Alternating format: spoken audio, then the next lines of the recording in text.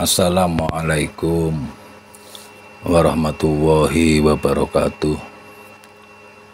Alhamdulillahirabbil alamin. Wa bihi nasta'inu ala umurid dunya waddin. Wassalatu wassalamu ala asrafil anbiya'i wal mursalin. Sayyidina Muhammadin wa ala alihi wassuhbi ajmain, amma ba'du. Para pendengar, khususnya para jamaah, pada kesempatan ini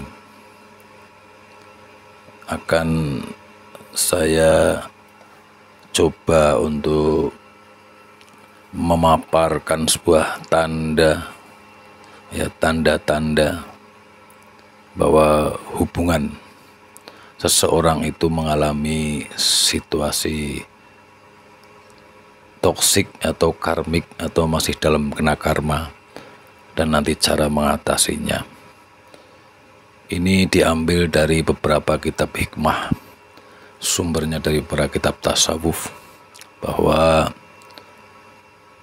pasangan atau hubungan itu secara garis besar ada dua, yaitu pasangan yang diberkahi, dan yang kedua pasangan yang masih diberi pelajaran.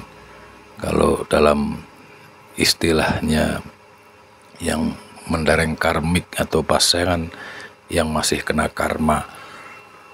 Karma di sini maksudnya masih diberi pelajaran. Maka kita semua harus mengetahui tanda-tandanya. Ketika kita mengalami hubungan, baik pasangan suami istri, ada kalanya banyak konflik dan masalah yang berat yang dihadapi. Namun kita tidak bisa melepaskan diri dari masalah itu, dan masalah itu berulang-ulang. Nah, ini tandanya bahwa kita membawa pelajaran di masa lalu yang belum sepenuhnya diselesaikan.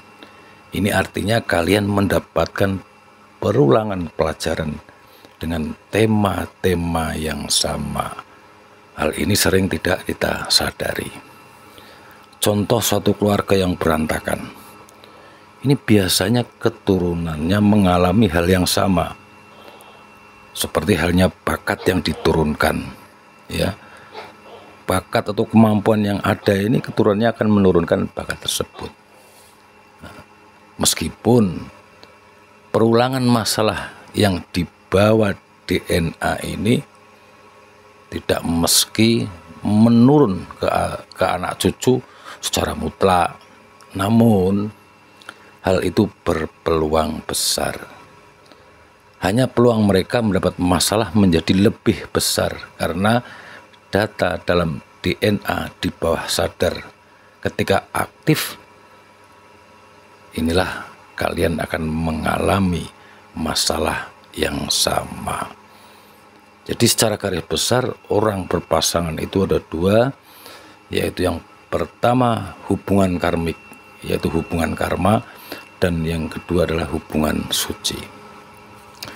Perbedaan keduanya bisa dipahami melalui mistis tasawuf yang kaitannya dengan masuknya Nur Muhammad yang ada dalam tubuh kalian, ya. Dan untuk mencapai Nur Muhammad inilah tentu dengan bimbingan cahaya yang di atasnya, dengan bimbingan nur yang di atasnya, dengan bimbingan cahaya pendahulunya. Kalau di dalam Torekot disebut mursyid. Tapi kalau kalian sudah mempunyai cahaya pendahulu yang lebih terang, ya itulah bimbingan. Mursyid itu ya pembimbing. Kalau di dalam ilmu meditasi berhubungan dengan 7 cakra. Karena cakra jantung ke bawah inilah cakra-cakra karmik. Tapi kalau yang jantung ke atas adalah cakra hubungan suci. Sebetulnya ada dua alasan kenapa kita ini mendapat pasangan dalam kategori karma, ya. Ada dua alasan kenapa kita ini mendapat pasangan dalam kategori karma. Yang pertama itu untuk penyembuhan atau membersihkan karma sebelumnya. Ya, sehingga kenapa kita harus mendapatkan seseorang ya dalam kategori karma. Itu yang pertama, untuk penyembuhan atau membersihkan karma sebelumnya.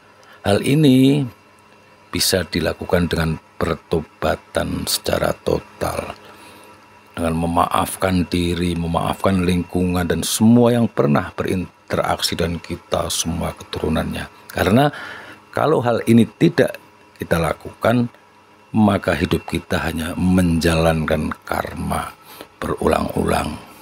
Contohnya ketika masa lalu kita pernah mengecewakan, sekarang kita dikecewakan terus. Ini yang sering dalam hidup ini tidak kita sadari ya, karena ya kuatnya ambisi, kuatnya nafsu banyak. Nah, dengan pertobatan ini menjadikan netral. Jadi intinya netral, sehingga tidak ada terlambatnya umur berapakah kita menghadapi ke depan itu dengan netral atau titik nol. Kemudian yang kedua kaitannya dan pelajaran untuk mengendalikan nafsu. Jadi masa lalu yang belum selesai diulang masa sekarang ini, sehingga kita bisa mengendalikan dan bisa tafakur untuk mengetahui diri kita. Nah, tanda-tanda mungkin kalian ada dalam hubungan karmik atau dalam hubungan suci. Ya. Ada tanda-tanda yang kita itu dengan pasangan dalam hubungan karmik atau toksik ya. Itu pertama tanda-tandanya adalah koneksi instan. Ya, ketika kita pertama bertemu dengan pasangan kita, itu memori di bawah sadar ini terkait dengan relasi kehidupan sebelumnya. Nah, kalau hal ini itu dikuatkan dengan gairah ya, dengan pasangan kitanya, nafsu dan insting. Nah, yang di situ adalah hubungan cakra bawah. Ini akan menyedot energimu secara koneksi instan. Nah, ini sebetulnya kalian salah menangkap energi pasangan kalian yang dibayangkannya saling melengkapi, kebersamaan, harmonis ya, dalam hubungan suci ya. Tapi karena mengedepankan cakra, 3 cakra yang di bawah ini, sehingga kita terjebak dalam hubungan karma. Karena dalam prakteknya sebenarnya kita sulit menemukan hubungan suci, hubungan yang karena Allah, karena memang karena ketidaktahuannya. Nah, hubungan suci ini berkaitan dengan 3 cakra yang di atas. Itu sementara itu. Kemudian yang kedua, ada sinyal ketidakberesan, tapi kalian tidak berpikir lebih jauh. Ini pun data masa lalu, karena awalnya hanya mengedepankan cakra bawah, hanya dari sisi nafsu, gairah dan insting. Nah, ini semua membutakan, sehingga kita tidak bisa berpikir jernih. Kemudian tanda yang ketiga adalah keakraban atau romantis. Keakraban atau romantis ini juga dibagi menjadi 2 hal. Kalau keakraban dan romantis ini adalah sumbernya dari emosi, itu termasuk tanda-tanda karma. Tapi kalau keakraban ini dihubungkan dengan sumbernya nyaman, kalau dalam bahasa Arab unsi, nah inilah yang menjadi hubungan suci. Karena keakraban yang ditengarai oleh emosi ya, keromantisan ini berlaku hanya di awal saja. Mungkin dalam setahun itu hanya 1 bulan yang pertama kita mesra, kita senang-senang, tapi berikutnya ya diisi sisanya dengan beban yang berat. Kemudian tanda berikutnya yang keempat yaitu kebosanan yang tiba-tiba. Ini pun data masa lalu ya. Dan kita tiba-tiba bosan dengan pasangan kita, namun kita tidak bisa keluar dari itu. Saya persingkat, dan yang kelima adalah hubungan yang tidak aman. Ini sudah parah kalau ketika hubungan pada pasangan kita yang tidak aman ini, kita mesti saling berpura-pura ya untuk bertahan karena takut kehilangan. Dan tanda yang terakhir ini yang paling parah adalah ketergantungan dan kehilangan kedaulatan. Namun demikian, ada beberapa langkah keluar dari hubungan karmik ini ya, yang nanti juga secara praktek insya Allah yang ingin mengikuti silahkan, tapi kalau yang sudah merasa cukup tidak perlu. Jadi langkah-langkah dari hubungan karmik ini, jalan keluarnya yang pertama, kita harus menjadi sadar, harus bertafakur ya. Perulangan dan perbandingan ini perlu kita tafakuri dengan kholwat ya, kemudian minta bantuan ke pihak ketiga kepada yang lebih tercerahkan. Kemudian yang nomor 2, langkah keluarnya adalah wujudkan apa yang kamu sadari, karena karma ini adalah perulangan.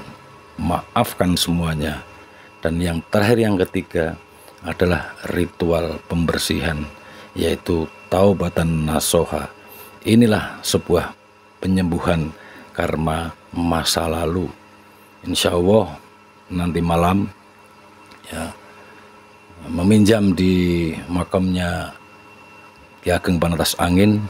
Kalau yang punya kesempatan untuk mengikuti ritual pembersihan atau taubat nasuha, penyembuhan karma masa lalu, silakan habis sisa langsung saja ke sana, tidak usah ke pondok dulu, langsung saja ke sana. Demikian mungkin barangkali bisa membantu, sekedar yang bisa saya sampaikan. Hadanallahu wa iyyakum wa wallahu muwaffiq ila aqwamit thoriq. Wassalamualaikum warahmatullahi wabarakatuh. Assalamualaikum warahmatullahi wabarakatuh. Alhamdulillahirabbil alamin. Wa bihi nasta'inu ala umurid dunya waddin. Wassalatu wassalamu ala asrofil anbiya.